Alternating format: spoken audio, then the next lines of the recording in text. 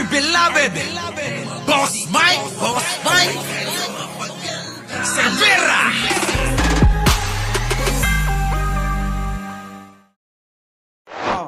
Makinig kayo maigi dito, ha? Ito na, clue! Ito. Yun, na inuutay-utay, o ano man yung mga ano na yan, hindi ko na ho kayo masasagot. Ito kasi yan. Yung tropa natin, ayun, yung nasa gitna, sila Kalye, tinanong, bakit mo inuutay-utay yung mga dokumento mo? Bakit hindi mo ipakita ng buo? Yun ang tanong. Bata natin yan, alam nyo na, ha? Sige, tuloy. Kaya mali kasi yung pasensya na kayo kung mali yung tanong ko. Kasi sa totoo lang, ako, hindi ko kailangan yung sasabihin sinusuportahan ko kayo. Wala ako doon. Ayaw ko nga yung mga nag-arali sa labas na yan. Ayaw na yung nagrarally sa labas! Ayaw na! Ayaw ko yan! May mga ano pa kayo, Support, Support, protect, ganyan, Support, protect, Protect Morales. Ngayon, eto na. Ayaw ni Morales ng ganyan. Mali kasi yung pasensya na kayo kung mali yung tanong ko. Kasi sa totoo lang, ako, hindi ko kailangan yung sasabihin sinusuportahan ko kayo. Wala ako doon. Ayaw ko nga yung mga nag-arali sa labas na yan. Ayaw ko yan. Ayaw. Kasi nga, iyan yung pagsasama sa akin dyan sa Marcos Resign Movement na yan. Ayaw ko. Ayaw na!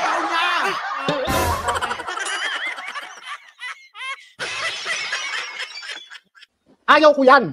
Hindi kayo sinusuportahan ni Morales. Ayaw niya yung rally-rally nyo. Mga unggoy kayo, di ba? Naloko na. Boss Mike, huwag kang maingay. Kasama yan sa pinag-usapan nila ni Jinggoy.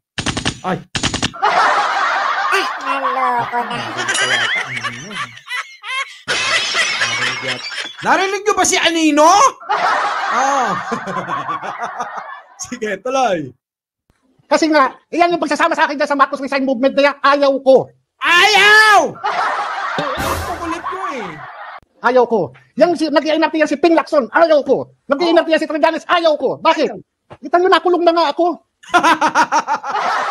Naloko na. Ayaw niya lang makulong. Pasok. Hindi ko po kayo kino-question, malinaw po yun. Tropa yan. Hindi naman kayo. Tropa ko yan, Morales. Huwag ka na mag-alala dyan. Tropa yan! Naloko na. Siguro namin si perspective lang po. Hindi ko po kayo kino-question dito. Wala akong... Hindi kayo, wala po akong... Wala. Naloko na.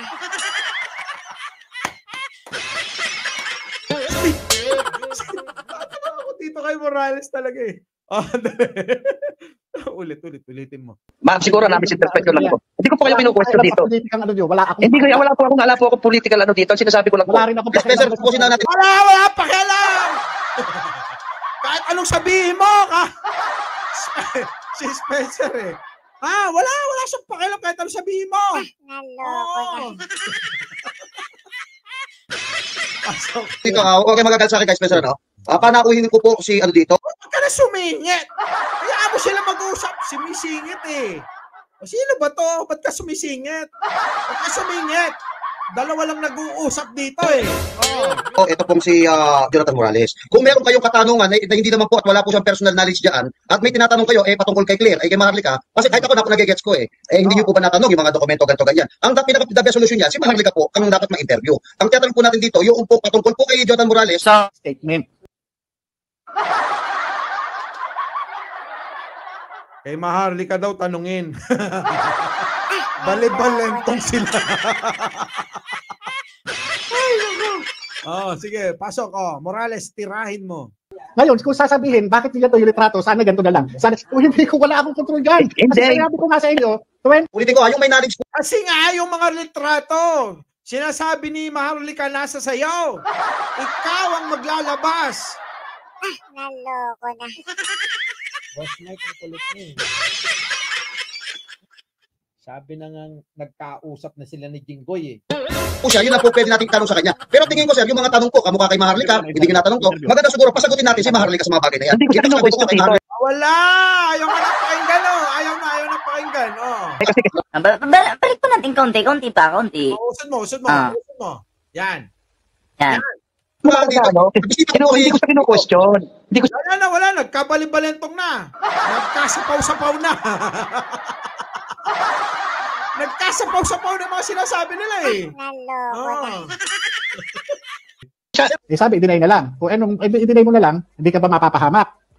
Kaya ang nangyari, between April 2 at April 7, nagkaroon kami ng desisyon sa bahay. Ako, hindi ko kailangan ng suporta ng kahit na sino na gayang sinasabi ninyo para lang ma-please ako. Ay, wag nyo na palakasin yung loob!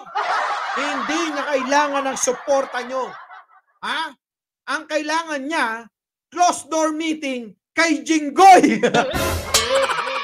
Naloko na. Di ba? Bahay. Ako, hindi ko kailangan ng suporta ng kahit na sino na gayang sinasabi ninyo para lang ma-please ako. Sa totoo lang, hindi po. Magkalinawan tayo. Ako, lumabas lang. Magkaliwanagan kayo. Kita nyo, no? Nagkaroon kami ng desisyon sa bahay. Ako, hindi ko kailangan ng suporta ng kahit na sino na gayang sinasabi ninyo para lang ma-please ako. Sa totoo lang, hindi po. Magkalinawan tayo. Ako, lumabas lang para sabihin na hindi ko alam yung paglabas na yan. Wala siyang alam.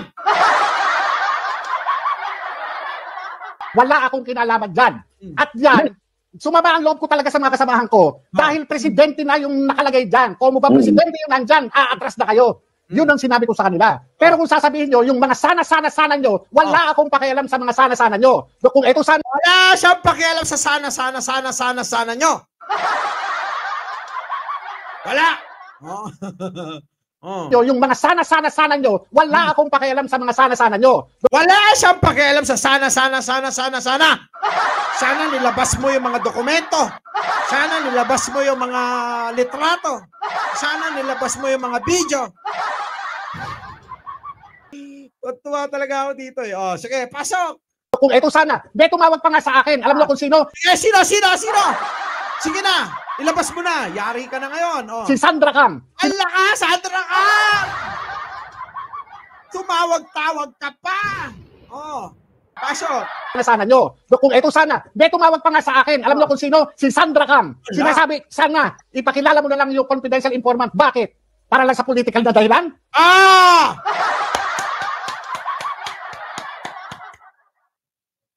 Mga pang-politikang dahilan. Para sa mga ambisyon.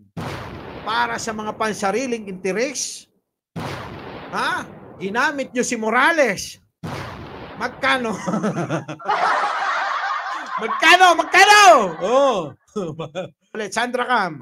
Sabihin nyo, yung mga sana nyo, wala akong pakialam sa mga sana nyo. Kung ito sana, tumawag pa nga sa akin. Alam mo kung sino? Si Sandra Cam. Sinasabi, sana, ipakilala mo na lang yung confidential informant. Bakit? Para lang sa political na dahilan? Wala akong pakialam kung sino pa kayo. Wala akong pakialam. Wala siyang pakialam. Kahit si Duterte ka pa. Huwag niyong utuin si Morales. Babaliktad na yan. Galing talaga ni Jinggoy. Kasi sabi ko sa kanya, Senator, i-contempt mo si Morales. Para pag nakulong yan, bisitahin mo sa kulungan. Pakantahin mo. Oo, pakantahin mo. Laglagan mo lang ng barya. Awit na yan. Oo. Umawit nga! Ngayon, eto na, lagay. Nagkalat na. Sakit ng ulo nila rito, mga kababayan. Sakit ng ulo nila. Wala akong pakialam kung sino pa kayo. Wala akong pakialam. Ako, lumabas lang ako dahil dyan naiipit ako. Naiipit na! Naiipit na! Naloko na. Wala akong pakialam kung sino pa kayo. Wala akong pakialam. Ako, lumabas lang ako dahil dyan naiipit ako. Hindi yung sasabihin nyo sa akin na sana ganito, sana. Ano? Bakit? Dahil ko sa mga politikong mga dinadala nyo? Narinig nyo yun? Naiipit na daw siya? Ano? Puro kayo sana? Para saan? Bakit? Ano? Para sa mga politikong dinadala nyo? Kayo mga DDS vlogger. Tingnan nyo yung noo. Lakihan mo nga, Boss Mike. Lakihan mo nga. Ayun, Tingnan nyo yung mukha, Tignan niyo yung mukha, oh. Salubong na salubong yung kilay. Umuusok! Umuusok yung ilong. Yung kumpare natin, oh. Easy lang. Sabi ni Kai Spencer, yan ang gusto ko. Pagkaganyan ka, Morales, gustong-gusto ni Boss Mike yan. Gustong-gusto ni Boss Mike yan. Sige, tirahin mo. Di ba? Tirahin mo. Sir, sandali ako. Relax muna kayo. Kalma muna. Sir, huwag ka mag- Oh, kalma. Pakalmahin nyo na. Pakalmahin nyo. Naloko na. Teka muna. Kita nyo na. So ngayon, gets nyo na. Yung sinasabi ko, yan ang clue. Kung gusto nyo malaman kung bakit napunta rito, punta nyo. Usod kayo doon sa unahan. Mga boss, shoutout sa lahat ng mga bagong dating. Opo, ha? Tingin ko, nagkakabaliktaran na. Eto ngayon yan, balik natin dito, Boss Mike. Pero talagang pinuntahan niya ako at pinasarado nga niya yung pinto, talagang nag-one-on-one kami dalawa. Okay. At yun nga, nakita ko talaga yung... Pinasarado niya yung pinto at nag-one-on-one kaming dalawa ni Jinggoy. Naloko na.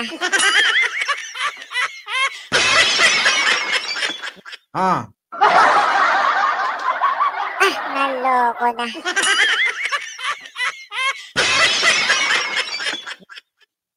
Naloko na.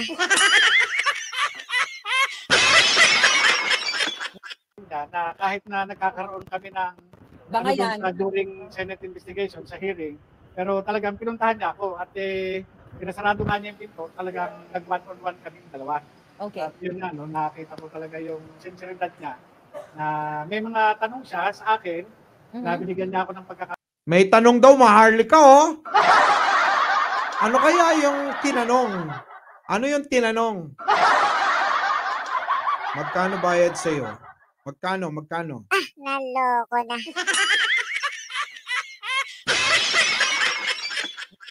Dodobling ko. Naloko na. Nako, Maharlika! Yari ka na. Kawawa, no? Tingnan yung itsura ni Maharlika. Iba na aura ni Kalbo. After closed door nila, ni Jinggoy, happy na siya. Diba? Happy na. Naku po, yari kayo ngayon. So ngayon, mga kababayan, comment nyo na lang kung ano masasabi nyo. Ito mga kababayan, tandaan nyo, sasabihin ko. Pag si Morales, nilaglag niya si Maharlika at kung sino pa, tandaan nyo to, si Maharlika, babanatan niya si Morales. Naloko na. Muli! Magandang umaga, magandang hapon, at maulang gabi sa ating lahat. Ingat po kayo. Ingat po tayong lahat. Our beloved Boss Mike Cervera.